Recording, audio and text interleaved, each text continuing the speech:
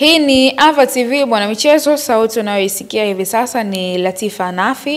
Anayekuchanganyia picha kwa ubora ni Ulevin Trends. Ava TV tunapatikana YouTube. Sasa ili kuendelea kupata habari zetu kwa wakati, hakikisha una subscribe, na mara baada ya hapo bonyeza alama ya kengele na utakuwa wa kwanza kabisa kupata habari nzuri za kimichezo. Sasa kufuatia taarifa ambayo imezagao kwenye mitandao ya kijamii kuhusiana na mchezaji wa klabu ya Young Africans kiungo Aziz Andabwile kuwa anaidai klabu ya Young Africans, na taarifa hii ilianza kuwekwa kwenye mitandao ya kijamii na miongoni mwa maripota wa habari za kimichezo Nasibu Mkomo kupitia Instagram yake aliweza kuandika hiki kifuatacho. Alisema, kwa mujibu wa taarifa ambazo ninazo, wawakilishi wa kiungo wa Yanga Sports Club Azizi Andabwile wamefungua kesi TFF ya madai ya fedha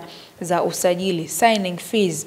Kesi ya kiungo Azizi Andabwile na Yanga Sports Club itasikilizwa Alhamisi hii ya Novemba 13, 2025 kwenye ofisi za TFF. Mkomo akiongezea kwamba kwa mujibu wa taarifa ambazo ninazo, wawakilishi wa kiungo wa Yanga Sports Club Azizi Andabwile wamefungua kesi ya TFF ya madai ya fedha za usajili, signing fee. Kesi ya kiungo Azizi Andabwile na Yanga itasikilizwa Alhamisi hii ya Novemba 13 kwenye ofisi za shirikisho la soka nchini TFF. Kwa taarifa nilizonazo, Azizi Andabwile hajalipwa fedha zozote za usajili ambazo zilitakiwa zilipwe Agosti 31, 2025 kwa mujibu wa mkataba wake. Azizi Andabwile alisaini mkataba wa kuendelea Yanga Sports Club kwa miaka 3 baada ya ule mkataba wake mkopo kuisha. Akimaliza hivyo, mambo yamekuwa mengi, taarifa hiyo ikijadiliwa katika maeneo tofauti tofauti. Tukaja kushuhudia pia kwenye ukurasa rasmi huo wa reporter Nasibu Mkomo aliweza kusema kwamba baada ya masaa kadhaa kupita, alirudi kwenye ukurasa wake wa Instagram na kusema kwamba uongozi wa klabu ya Yanga, baada ya taarifa za kutomlipa fedha zake za usajili kiungo Azizi Andabwile muda huu leo Novemba 12, 2025, wamemlipa fedha zake ili aondoe kesi TFF. Chanzo changu kimethibitisha ni kweli Azizi Andabwile muda huu amepokea fedha zake. Sasa mara baada ya taarifa hiyo kuwa inaendelea kusambaa kwenye mitandao ya kijamii, Azizi Andabwile ikamlazimu sasa kuingia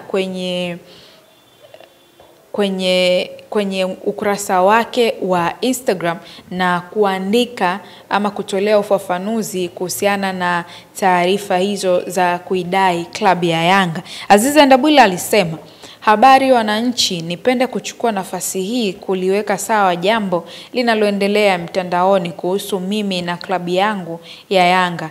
Mimi ni mchezaji wa Young Africans Sports Club na haki zangu za kimkataba tayari nilishalipwa. Niwaombe ndugu waandishi wa habari kuwa na vyanzo sahihi vya taarifa ili kutoleta taharuki kwa wachezaji kwenye timu zao. Mwisho, niwaombe radhi wote ambao wamekwazika na sintofahamu iliyojitokeza. Akimaliza hivyo Azizi Andabwile. Sasa mara baada ya haya yote, meneja habari na mawasiliano wa klabu ya Simba yeye pia hakukaa kimya, akaandika kupitia Instagram yake akisema, nimesikia kesi ya Andambe kuwa anaidai nyumani mwiko pesa ya usajili. Ni aibu kwa karne hii klabu kuwa na kesi kama hizo, tena klabu inayojinasibu kuwa na viongozi wa kisasa. Huu ni mwendelezo ya unyanyasaji kwa wachezaji, hasa wazawa ambao bahati mbaya wamekuwa waoga kudai haki zao. Andambe ameamua kujivika mabomu na kuwashtaki waajiri wake. Asingefanya hivyo angedhulumiwa mchana kweupe. Kila klabu inadaiwa, lakini kwa nini nyinyi sana? Alafu ni kwa nini wachezaji wa kibongo pekee? Iko namna mnawachukulia poa na kuwadharau. Kama Ndambe ana muda mrefu klabuni na hajawahi kulipwa, maana yake wale usajiliwa msimu huu wamekopwa na hakuna uwezekano wa kulipwa mpaka waende kushtaki.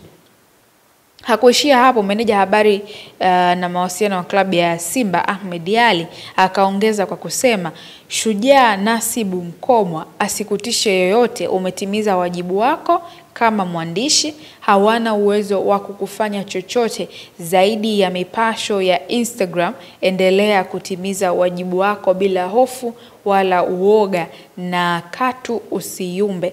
Kama kuna mchezaji mwingine anawadai, toa taarifa leo mapema, nchi haitakiwi kupoa. Ahmed Ally akimaliza.